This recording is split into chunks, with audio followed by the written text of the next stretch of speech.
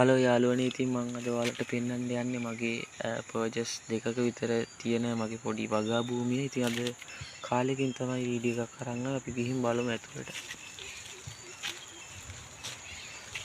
ඔයාලට පේන ඇති දැන් මේ ඉඟුරු ගස් ගොඩක් ලොකු වෙලා පඳුරු දාලා.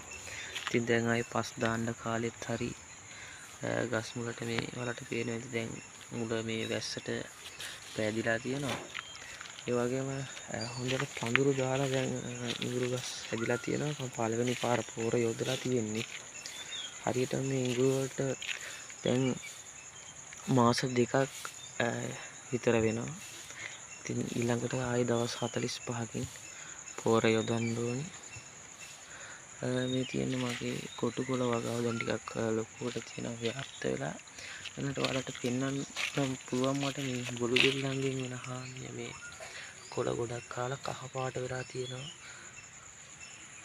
ඉතින් මේ පොඩි අත්දැකීමක් විදිහට මම 16 බෑග් එකක බුලත් වැලක් හදලා තියෙනවා. ඉතින් මේකත් හොඳට හැදෙනවා පළුකම් එහෙමත් වෙනවා. පීදිච්ච කොළ තමයි. අපි ඉතින් බලමු මේක කොහොමද නඩත්තු කරන්න කියලා ඉස්සරහට. හරියටම මීට මාස දෙකකට විතර මීට මාස එකමාරකට විතර කලින් හිටෝපු මිරිස් පැල දැන් ගොඩක් ලොකුයි. මල් පිපෙන්න ආසන්නයේ තියෙන. ඉතින් දැන් හොඳ රතු වෙලිලා තියෙනවා.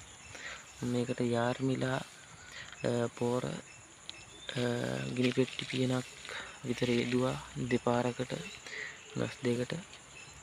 ඉතින් මේ පේන්නේ ගොටු කොළ වලට හානි කරන සතෙක් කුළු බෙල්ලෙක්. එයාලා අපි හැමදාම මේ වගා භූමිය නිරීක්ෂණය කරලා අහක් කරන්න ඕනේ.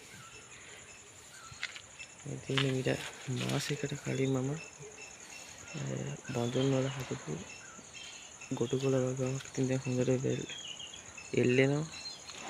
අපිට මේ වැත්තෙන් ඉදිරියට නෙලා ගන්න පුළුවන්. ඉතින් මේ ඉඟුරු වගාව දැන් දෙවරවර පෝරේ දීමින් පසු අපි පෝරේ දීම අවසන් කරනවා. නමුත් අපිට මේ බඳුන් වගාව සිදු කරන නිසා වරින් වර පස් යොදන්න වෙනවා. මේ ඉඟුරු වගාවට අල පෑදෙන එක නවත්තන්න. වර්ෂාව එක දිගටම ඇදහැරලා ඉඟුරු වගාව සිටවපු දවස්වල ඉඳන් ඒකේ යම්කිසි හානියකුත් සිද්ධ වෙලා තියෙනවා ගස් වලට. ඒ වුණත් මේ වන විට තරමක් සාර්ථක වගාවක්.